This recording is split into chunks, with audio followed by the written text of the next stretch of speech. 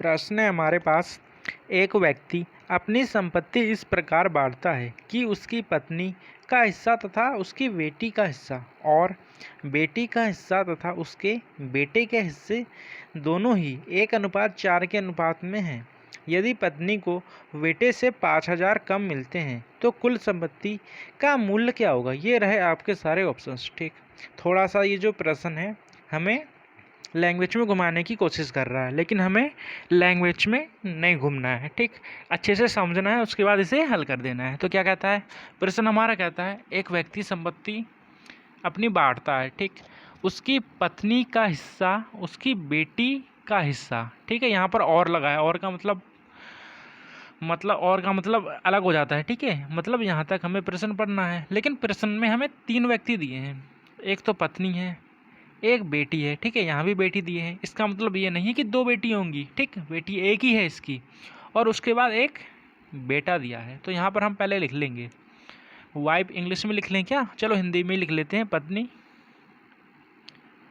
फिर उसके बाद है हमारे पास बेटी, और एक है उसका बेटा। ठीक, अच्छे से समझेंगे।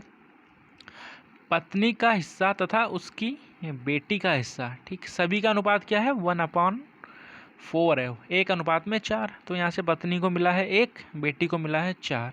ठीक, फिर और मतलब अलग हो जाता है। ठीक, बेटी का हिस्सा तथा उसके बेटे के हिस्सा, यहाँ तक पढ़ लेंगे, यहाँ से लेके यहाँ तक पढ़ लेंगे। ठीक, इसमें हमें दिया है बेटी का हिस्सा तथा उसके बेटे का हिस्सा। तो बेटे का हिस्सा कितना हो जाएगा, 1, और बेटे का हिस्सा हो जाएगा यहाँ से 4। ठीक, इनका हमें अनुपात निकाल देना है। ठीक, अगर सिंपल भाषा में मैं फिर से समझाऊँ आपको, तो 3 व्यक्ति दिए हैं।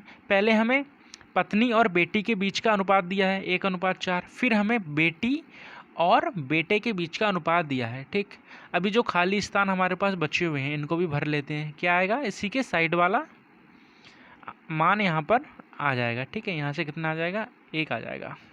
ठीक, रेशियो मेथड से इसको करते हैं। ठीक है, पता होगा कि जब भी हम ऐसे बांटते हैं तो उसके साइड में जो खाली स्थान बचता है उसके साइड वाली संख्या को ही यहाँ खिसका देते हैं। ठीक है, चलो ठीक है, अब इसको रेशियो में बना लेते हैं। यहाँ आ जाएगा कितना, 1, यहाँ आ जाएगा 4, और यहाँ आ जाएगा कितना, 4 चौकों में 16। क्या किया मैंने, इन दोनों लाइनों की मल्टीप्लाई कर दी। ठीक, तो ये हमारे पास लाभ का अनुपात आ गया, या फिर हम ये कह सकते हैं कि उनका हिस्सा आ गया। इसमें हिस्सा लिखें तो ज़्यादा बेटर रहेगा। ठीक, हिस्सा।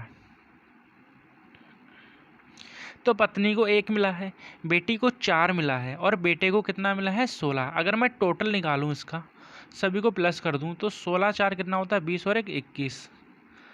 टोटल कितना मिला है, 21, और उसमें से पत्नी को मिला है 1, बेटी को 4 और बेटे को 16। लेकिन ये एग्जैक्ट वैल्यू नहीं है, ये क्या किया है, हमने निकाली है। ठीक, अभी वहीं पर प्रश्न कहता है यदि पत्नी को बेटे से 5,000 रुपये कम मिलते हैं, बेटा कहाँ है, ये रहा, और बेटे की इनकम कहाँ है, ये रही, और पत्नी की कहाँ है, ये रही।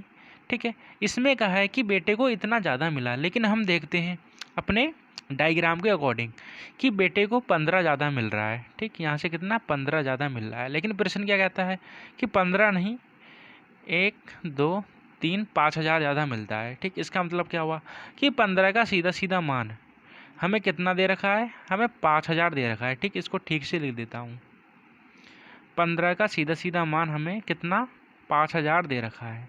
यहाँ से 1 का मान निकाल लेंगे, कितना आ जाएगा, 5 1 2 3 5,000 बट्टे में कितना, 15।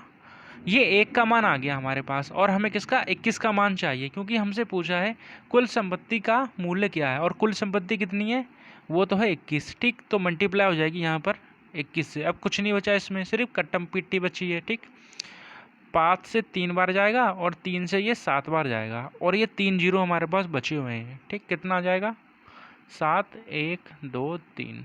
ऑप्शन नंबर 1 करेक्ट आंसर हो जाएगा। ठीक है, समझने वाली बात बस यहाँ थी, जहाँ हमने पत्नी, बेटी और बेटे का लाभ को अनुपात में बांटा। ठीक, बाकी तो सब सिंपल था, बेसिक था। ठीक है, समझ में आ गया होगा। धन्यवाद।